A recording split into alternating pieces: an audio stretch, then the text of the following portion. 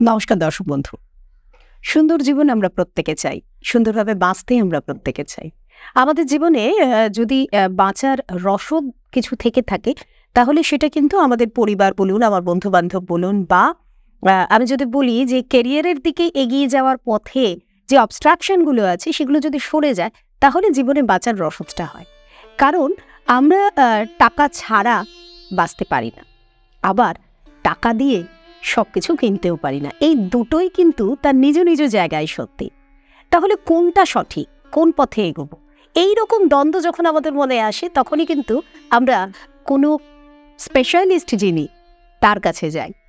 যেমন শরীর খারাপ হলে আমরা ডক্টর ভিজিট করি, কোনো আইনি সমস্যা হলে আমরা লয়ারের কাছে যাই, ঠিক তেমনই যখন ডিসিশন নিতে হয় আমাদের, আমরা চেষ্টা করি অ্যাস্ট্রোলজিক্যাল ওয়েতে যদি আমরা কোনো সঠিক অ্যাস্ট্রোলজারের কাছে গিয়ে আমাদের এই সমস্যার জায়গা থেকে বেরিয়ে আসতে পারি, তাহলে তার থেকে ভালো বোধহয় আর কিছু হয় না।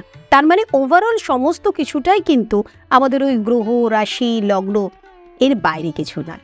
তো চলুন, আজকেও আমি তানিয়া নিয়ে চলে এসেছি আমাদের স্টুডিওতে সেই মানুষটিকে, যিনি আমাদের এই গ্রহগত দিকগুলো, রাশিগত দিকগুলো, লগ্নের জায়গা থেকে সমস্তটা, বাস্তু বলুন, সংখ্যাতত্ত্ব বলুন বা হস্তরেখা বলুন, সমস্তটা যিনি আমাদের সামনে পুরো ওপেন করে দেয়, ওপেন বুকের মতো করে দেয়, যাতে আমরা বুঝতে পারি, জানতে পারি এবং শিখতে পারি, বাঁচতে পারি। তিনি আর কেউ নন, শ্রী শান্তনু শাস্ত্রী। শুরু করছি আমাদের আজকের অনুষ্ঠান।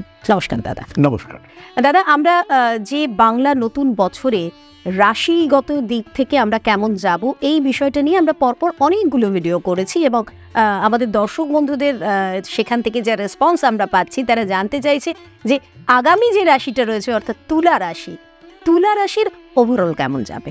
আমরা যদি পরপর রাশিগুলোকে নিয়ে বিচার করি, সেই ক্ষেত্রে তুলা কিন্তু 1, 2, 3-এর মধ্যেই থাকবে। ভীষণ ক্রিয়েটিভ, ভীষণ ব্যালেন্সড, ভীষণ সেন্সিটিভ এই তুলা রাশির মানুষরা হয়ে থাকেন। শুক্রের রোমান্টিকতার পূর্ণ প্রকাশ এইটা আমরা তুলার মধ্যে দেখতে পাই, এবং একদম ওপেননেস এটা তুলার ক্ষেত্রে আমরা দেখতে পাই। এরা স্পিরিচুয়াল হয়ে থাকেন, এদের মধ্যে প্রত্যেকটা বিষয়কে নিয়ে চলা, এনভায়রনমেন্টের রেসপেক্টে নিজেকে প্রপার ওয়েতে ব্যালেন্স করা, এই বিষয়গুলো আমরা কিন্তু তুলার ক্ষেত্রে ভীষণ ভালোভাবে দেখতে পাই। 1432 আসতে চলেছে এবং এই সময় তুলার ক্ষেত্রে বেশ কয়েকটা বড় বড় পরিবর্তন আমরা দেখতে পাবো। বছরের শুরুতেই একটা বিপরীত রাজযোগ রয়েছে। দেবগুরু বৃহস্পতি তিনি ষষ্ঠপতি হয়ে অষ্টম ভাবে থাকছেন, অর্থাৎ তিনি মীনের অধিপতি, তিনি অবস্থান করে রয়েছেন বৃষতে। বৃষতে শুক্র এবং বৃহস্পতি, এর মধ্যে একটা হাউস এক্সচেঞ্জ এটা দেখতে পাওয়া যাবে। বছর শুরু হতে না হতেই শনিদেব তিনি কিন্তু প্রবেশ করেছেন মীন রাশিতে। তুলার 6th হাউসে প্রচুর পরিশ্রম করবার টেন্ডেন্সি তুলার ক্ষেত্রে বাড়বে। সাধারণত তুলা কিন্তু বিলাসী, কিন্তু এই বছর প্রথম থেকেই তুলা খাটতে চাইবেন, পরিশ্রম করার মেন্টালিটি তার মধ্যে থাকবে। তার সঙ্গে সঙ্গে 5th হাউসে রাহু এই তুলার মধ্যে একটা অ্যাগ্রেসিভনেস বাড়িয়ে তুলবে। যে কোনো বিষয়ে একটা আলটিমেট গোল এইটা কিন্তু তুলা কমপ্লিট করতে চাইবেন। প্রফেশনাল ফিল্ড নিয়ে যদি আমরা ডিসকাস করি, সেই ক্ষেত্রে তুলার যে লেভেল অফ অ্যাচিভমেন্ট সেটা একদম আলটিমেটলি পৌঁছানোর চেষ্টা, এটা আমরা তুলার ক্ষেত্রে দেখতে পাবো। তুলার 11th হাউসে কিন্তু কেতু বসে রয়েছে, ফলে কোনো একটা কাজকে স্ট্রিমলাইন করা, কোনো একটা কাজকে সাকসেসফুল করে সেটার আলটিমেট রেজাল্টটাকে বার করে নিয়ে আসা, এই জায়গাটাতে একদম শেষের মুখে গিয়ে তুলা কিন্তু কিছুটা বাধা পাবেন। প্রপার পরিকল্পনা, মাইন্ড বডি কানেকশন এটা যদি ঠিকঠাক না থাকে, কি করতে চাইছি, এই চাহিদা এবং চাহিদাকে রূপায়িত করা, এর মধ্যে যদি সিনক্রোনাইজেশন প্রপার ওয়েতে না থাকে, সেই ক্ষেত্রে তুলা কিন্তু সমস্যায় পড়ছে। কারণ একাদশে কেতু কিছু কনফিউশন, কিছু ডাইভার্সন এইটা ক্রিয়েট করবে। আর একটি বিষয় আমি বলবো ভীষণভাবে সাবধান থাকতে, সেটি হচ্ছে শরীরটাকে নিয়ে। কর্ম, পেশা এগুলো তো থাকতেই হবে, কিন্তু যতক্ষণ আমি আছি, আমার সঙ্গে সম্পর্কিত সমস্ত কিছু রয়েছে, আমাতেই আমার জগৎ, আমি নেই আমার আর কিছু নেই।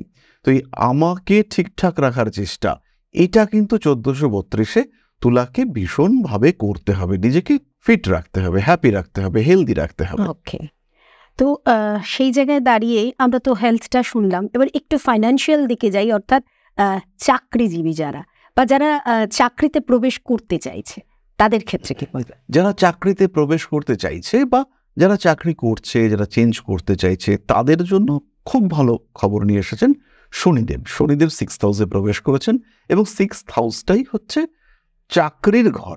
চাকরি যেখানে অন্য একজনের সিস্টেমে আমাকে কাজ করতে হচ্ছে, সেটা রাষ্ট্রের হতে পারে, সেটা পার্সোনাল হতে পারে, সেটা কোনো একটা সিস্টেমের হতে পারে, কোম্পানির হতে পারে, সেই সিস্টেমে আমাকে কাজ করতে হচ্ছে। একটা সার্টেন টাইমে আমি লেবার দিচ্ছি এবং সেখানে আমি কিছুটা টাকা পাচ্ছি রেগুলার বেসিসে, একটা মান্থলি ফিক্সড স্যালারি, এটা থাকার কথা। তো এটাকে কন্ট্রোল করেন শনিদেব এবং 6th হাউস। তারা দুজনে একাত্ম হয়ে রয়েছেন, 6th হাউসে শনিদেবের প্রবেশ করেছেন, ফলে তুলার চাকরির ক্ষেত্রে ডেভেলপমেন্ট রয়েছে। স্যাটিসফ্যাকশন থাকবে না, বেশি খাটতে হবে, খাটিয়ে নেওয়ার একটা টেন্ডেন্সি, তুলার বস তুলাকে একটু খাটিয়ে নিতে চাইবেন, প্রেশারাইজ করে যে তোমায় করতেই হবে, এই ধরনের স্ট্রেস থাকবে। আর সবচেয়ে বাজে বিষয় যেটা, সেটা হলো 6th হাউসে শনিদেব কিন্তু পেইনকে ইন্ডিকেট করেন। হয়তো বসে বসে কাজ করছে, কম্পিউটারে কাজ করছে, সেইখান থেকে কোমরে ব্যথা শুরু হয়ে গেল, স্লিপ ডিস্ক হয়ে গেল, হাতের এই সমস্ত জায়গায় ভীষণ পেইন হতে শুরু করলো, কিংবা কাঁধে ব্যথা শুরু হলো, এই অস্থি সংক্রান্ত পীড়া, এইটা কিন্তু তুলার অগ্রগতিকে অনেকটাই বাধা দিতে পারে। চাকরির স্টেবিলিটি বাড়ছে, চাকরি পরিবর্তন করে ভালো জায়গায় যাওয়ার ইচ্ছা সেটাও বাড়ছে। কিছু কিছু মানুষের ক্ষেত্রে যাদের দেখতে পাওয়া যাবে কুণ্ডলিতে রাহু খুব ব্যাডলি এফেক্টিভ বা অ্যাক্টিভ, তাদের ক্ষেত্রে তারা কিন্তু চাকরি ছেড়ে এমন ব্যবসায় ঢুকবেন বা এমন কাজ করবেন, হয়তো শেয়ার মার্কেটে রয়েছেন, আমি আর চাকরি করবো না, আমি এখন স্টক ট্রেডিং করব। এই স্টক ট্রেডিং করতে গিয়ে দেখা গেল ভদ্রলোক ডুবলেন, এবং স্টক ট্রেডিং করতে গিয়ে ভদ্রলোক এমন বিপদে পড়লেন, এমন বেকায়দায় পড়লেন যে সেখান থেকে তাকে আর ফিরিয়ে নিয়ে আসা যাচ্ছে না, তিনি একটা যাতা বিশ্রী কন্ডিশনের মধ্যে পড়লেন। তো এরকম কিন্তু এই ধরনের কাজের ক্ষেত্রে ঘটতেই পারে। যদি এরকম ঘটে, সেটা তুলার ক্ষেত্রে কিন্তু আসার সম্ভাবনা রয়েছে। টাইম যদি খারাপ চলে, দশা যদি খারাপ যায়, তুলা কিন্তু ডিস্টার্বড হচ্ছেন। ফলে সাবধান তুলাকে হতে হবে চাকরির ক্ষেত্রে। চাকরি ছাড়া এই ব্যাপারটাকে এই বছর দুঃস্বপ্নেও আনা যাবে না। তাহলে সেক্ষেত্রে তো চাকরিজীবী যারা বা যারা চাকরিতে প্রবেশ করতে চাইছেন তাদেরটা শুনলেও, তাহলে যারা বিজনেস রিলেটেড রয়েছেন তাদের জন্য তুমি কি বলবে? ব্যবসার ক্ষেত্রে যেটা আমি বলবো, ব্যবসার ক্ষেত্রে বছরের প্রথম দিকটা ভালো চলবে, প্রথম দিকে গ্রোথ রয়েছে, এবং এই যে গ্রোথ, এই যে গতি, মুভমেন্ট, একটা মোমেন্টাম ক্রিয়েটেড হবে, এইটাকে ধরে রাখ। প্রথম 4 মাস মুভমেন্ট খুব হাই, তারপরে কিন্তু মুভমেন্টটা স্লো হবে। সেই সময় হতাশা, ফ্রাস্ট্রেশন, এদেরকে তো জায়গা দেওয়া যাবেই না, এবং চেষ্টা করতে হবে এই মুভমেন্টটাকে ধরে নিয়ে যাওয়ার, নতুন ইনভেস্টমেন্ট না করে যে টাকাটা প্রথমেই ইনভেস্ট করা হলো সেটাকে রোল করবার। এবং তুলার ক্ষেত্রে আমরা দেখতে পাবো ব্যবসা খুব ভালো চলছে। ছোট্ট একটা কন্ডিশন অ্যাপ্লাই করি, সেটা হলো যে ব্যবসাগুলোতে মালিক সরাসরি ইনভলভড, যে ব্যবসাগুলো আমরা সাধারণ মানুষরা সরাসরি খেটে করছি, সেই ব্যবসাগুলোর ক্ষেত্রে কিন্তু আমরা ইমপ্রুভমেন্ট, ডেভেলপমেন্ট দেখতে পাবো। পরিশ্রম এবং টাকা দুটো কিন্তু প্রপোর্শনাল হয়ে যাবে। খাটছি টাকা পাচ্ছি না, এটা হবে না। আর খাটছি না, শুয়ে আছি, টাকা পাচ্ছি, এটাও এই বছর কিন্তু হবে না। যে বিজনেসই হোক না কেন, বিজনেসে যত লোকই থাকুক না কেন, ডিরেক্ট ইনভলভমেন্ট বাড়াতে হবে। ভারী জিনিসপত্র, কাঠ, আসবাবপত্র, আয়রন, গাড়ি, ট্রান্সপোর্ট, এক্সপোর্ট, বিদেশ সংক্রান্ত ব্যবসা, এগুলোর ক্ষেত্রে ইমপ্রুভমেন্ট অনেকটাই বেশি। এবং ইলেকট্রনিক্সের ব্যবসা, mobile phone, music system, art, music ইত্যাদির জিনিসপত্র, এডুকেশনাল আইটেমস, এগুলোর ক্ষেত্রে কিন্তু কিছু সমস্যা দেখতে পাওয়া যাবে। তুলা রাশির ওষুধ ব্যবসায়ীরা, তারা কিন্তু এই বছর কিছুটা ডিস্টারবেন্সের মধ্যে থাকবেন। যারা কোনো রকম প্রোডাকশন ওরিয়েন্টেড বিজনেস করেন, যেমন ম্যাচিস কিংবা এই ধরনের খাদ্যদ্রব্য যারা প্রোডাকশন করেন, তাদের ক্ষেত্রে একটা ওভারঅল ডেভেলপমেন্ট বা একটা ঠিকঠাক সিচুয়েশন আমরা দেখতে পাবো। কিন্তু কনস্ট্রাকশনের বিজনেসে ডেভেলপমেন্ট অনেকটাই বেশি। ইনফ্যাক্ট যাদের কাছে বেশ কিছু টাকা পয়সা রয়েছে, তারা কিন্তু নতুন করে কনস্ট্রাকশনের বিজনেসে ঢুকতে পারেন। এটা তুলা রাশির ক্ষেত্রে এটা কিন্তু খুব ভালো হবে। আর যারা সেলফ এমপ্লয় রয়েছে, যারা সেলফ এমপ্লয়েড বা যাদের নিজস্ব পেশা রয়েছে, তারা ক্রিয়েটিভ নন, যারা ক্রিয়েটিভ নন তাদের কথা বলি। হতেই পারে তিনি একজন একটা এজেন্সি চালাচ্ছেন, সেই মানুষগুলোর ক্ষেত্রে কিন্তু এই বছরটা খুব কোয়ালিটি নাও কাটতে পারে। বছরের শুরুটা বেশ ভালোভাবে কাটলেও পরবর্তী দিকে সিচুয়েশনটা একটু টাফ হতে পারে, তবে সামলে নেওয়া যাবে। কিন্তু যারা ক্রিয়েটিভ পার্সোনালিটি, তাদের ক্ষেত্রে এই বছরটা কিন্তু ভীষণ ভালো, এবং তাদের একটা নতুন রাস্তা তৈরি হয়ে যাওয়ার সম্ভাবনা সেটা দেখতে পাওয়া যাবে। এরকম হতে পারে যে একজন মানুষ, তিনি মিউজিক বা আর্টের সঙ্গে যুক্ত, হঠাৎ করেই তিনি এমন একটা সুযোগ পেলেন যে তার জীবনের ধারাটাই পাল্টে গেল। হঠাৎ করে দেখতে পাওয়া গেল তিনি একটা বিদেশ যাওয়ার সুযোগ পেলেন, তাকে এমন একটা জায়গায় নিয়ে যাওয়া হলো যে সেখানের প্রত্যেকটি মানুষ তার কলায় মুগ্ধ হয়ে গেলেন এবং সেখান থেকে তার নতুন জীবন শুরু হলো, যেখান থেকে আর ভবিষ্যতে কোনো দিন তাকে পিছাতে হচ্ছে না। তিনি সবসময় ফিল করছেন যে গ্রোথ গ্রোথ গ্রোথ, এটা কিন্তু ঘটতে দেখতে পাওয়া যাবে। আর তুলা রাশির এই বাংলা নতুন বছরের ওভারঅল একটা রেমেডি যদি তুমি দিতে চাও তাহলে সেটা কি দেবে? যদি প্রফেশন ওরিয়েন্টেড আমরা রেমেডি চাই, সেই ক্ষেত্রে আমরা একটি গ্রহকেই টার্গেট করব, সেটি হচ্ছে শনিদেব। শনিদেবের রেমেডি করবার জন্য আমরা শিব তাণ্ডব স্তোত্র পাঠ করতে পারি, আমরা মহামৃত্যুঞ্জয় মন্ত্র এটা পাঠ করতে পারি। ডান পায়ে ছেলেরা, বাম পায়ে মেয়েরা একটা লোহার বালা সেটা ধারণ করতে পারি পায়ে, এটা কিন্তু খেয়াল রাখতে হবে। এমেথিস্ট ব্রেসলেট সঙ্গে 7 মুখের রুদ্রাক্ষ, এটা ভীষণ এফেক্টিভ হবে আমাদের ক্ষেত্রে। আর তার সঙ্গে সঙ্গে কোনোটাই যদি পসিবল না হয়, সেই ক্ষেত্রে হনুমান মন্দিরে গিয়ে পশ্চিমমুখী ঘিয়ের প্রদীপ, পশ্চিম দিকে প্রদীপটাকে মুখ করে ঘিয়ের প্রদীপ যদি আমরা জ্বালাই, সেই ক্ষেত্রেও আমরা কিন্তু এই বছরে ফাইন্যান্সিয়াল স্ট্রেসগুলোকে সহজে ওভারকাম করতে পারবো। সুতরাং ডেভেলপমেন্ট, বেটারমেন্ট এগুলোকে আমরা অ্যাক্সেস করতে পারবো। এক্ষেত্রে কিন্তু কোনো রকম কোনো সমস্যা হচ্ছে না। বেস্ট এবং কস্ট এফেক্টিভ রেমেডি যদি আমরা চাই, সেই ক্ষেত্রে এমেথিস্ট এবং পাইরাইটস কম্বিনেশন ব্যবহার করা যেতে পারে। এই কম্বিনেশন কিন্তু ফাইন্যান্সিয়াল সেক্টরটাকে খুব ভালো করে দেবে। আমরা সবসময় চেষ্টা করি যে অনেক কিছু জানার পর আরও অনেক কিছু জানার জন্য চেম্বারে এসে ওনার সাথে দেখা করার, আর সেই রাস্তাটা কিন্তু অবশ্যই আছে আপনাদের জন্য। অনলাইনেও আপনাদের জন্য ব্যবস্থা আছে, তাই যারা অনেক দূরে থাকেন, সময়ের জন্য আসতে পাচ্ছেন না বা দূরত্বটা ম্যাটার করছে, তাদের জন্য বলবো অনলাইনে আপনারা কিন্তু যোগাযোগ করতে পারেন শ্রী শান্তনু শাস্ত্রীর সঙ্গে। সেক্ষেত্রে ডিটেলস জানার জন্য যে নাম্বারগুলো রয়েছে সেই নাম্বারে কল করুন, আমাদের ব্যাক অফিসের যে টিম আছে তারা আপনাদেরকে হেল্প করবে। আর যারা চেম্বারে আসতে চাইছেন তাদের জন্য বলে দেবো যে দমদম ক্যান্টনমেন্টে ওনার নিজস্ব চেম্বার রয়েছে, তার পাশাপাশি আপনাদেরই অনুরোধে তিনি কিন্তু কালীঘাটে চেম্বার করছেন।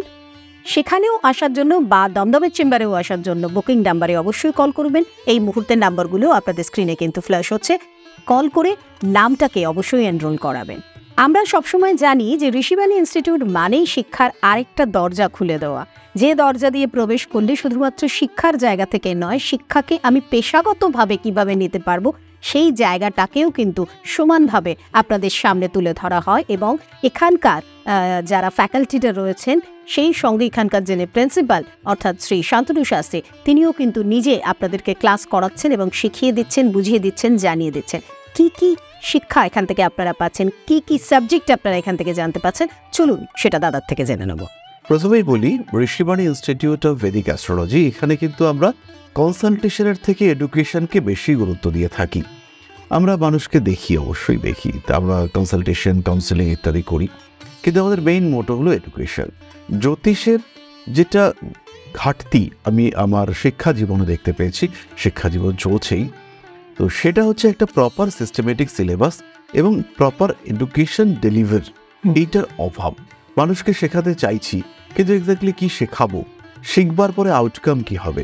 যেহেতু আমার বেসিক মাদার সাবজেক্ট হচ্ছে এডুকেশন, তো সেই ক্ষেত্রে আমি এই বিষয়টা খুব ভালোভাবে বুঝি যে একটা বিষয় শেখাবার পরে মানুষটার কি শেখা উচিত আমি শেখালাম, তার ফলে বিহেভিয়ারাল চেঞ্জ হলো, কিন্তু চেঞ্জটা কি হলো এইটা আমাকে দেখতে হবে। এর জন্য একটা প্রপার সিস্টেমেটিক কারিকুলাম দরকার, যেটা আমাদের ট্র্যাডিশনাল অ্যাস্ট্রোলজির ক্ষেত্রে ছিল না। তো সেটা আমরা ইন্ট্রোডিউস করতে পেরেছি এবং এই মুহূর্তে আমাদের যে কোর্সগুলো চলছে, আমাদের প্রত্যেক 3 মাস পর পর অফলাইন এবং অনলাইন দুটো ক্ষেত্রেই নতুন করে ক্লাস শুরু হয়। তো যারা এই ক্লাসগুলি করছেন তারা প্রত্যেকেই খুব উৎসাহী হয়ে উঠছেন এবং এখানে আমরা জ্যোতিষের সঙ্গে সঙ্গে ট্র্যাডিশনাল পামিস্ট্রি অর্থাৎ হস্তরেখাবিদ্যা, বাস্তুশাস্ত্র, সংখ্যাতত্ত্ব এগুলোও করাচ্ছি। ফলে যখন একজন মানুষ তিনি চেম্বার প্র্যাকটিস শুরু করছেন, তখন যে যে টুলস তার দরকার তার প্রত্যেকটিই কিন্তু তার কাছে আছে। এবং জ্যোতিষ শিক্ষার পরে একজন মানুষকে অর্থাৎ একজন ক্লায়েন্টকে গাইড করবার জন্য যা যা প্রয়োজন হতে পারে সমস্তটাই আমরা তাকে প্রোভাইড করছি। ফলে তার কনফিডেন্স বাড়ছে, ক্লায়েন্ট উপকৃত হচ্ছে এবং আলটিমেটলি জ্যোতিষের সঙ্গে ক্লায়েন্টের সম্পর্ক, জ্যোতিষের মাধ্যমে ক্লায়েন্টের উপকৃত হওয়ার প্রবণতা সেটা অনেকটাই বাড়ছে। আজই যোগাযোগ করুন শ্রী শান্তনু শাস্ত্রীর সঙ্গে। আর এই ধরনের অনুষ্ঠান দেখার জন্য চোখ রাখুন আমাদের চ্যানেলে। জানতে হবে, বুঝতে হবে এবং সেখান থেকে শিখতে হবে এবং সেই শিক্ষাকে নিয়ে আমাদের এগিয়ে চলতে হবে। ভালো থাকবেন, সুস্থ থাকবেন। আর যে কথাটা আমি বারংবার বলি তা হলো শ্রী শান্তনু শাস্ত্রীর হাতটা শক্ত করে ধরে রাখবেন। ধন্যবাদ দাদা। নমস্কার। জয় মা আদিশক্তি।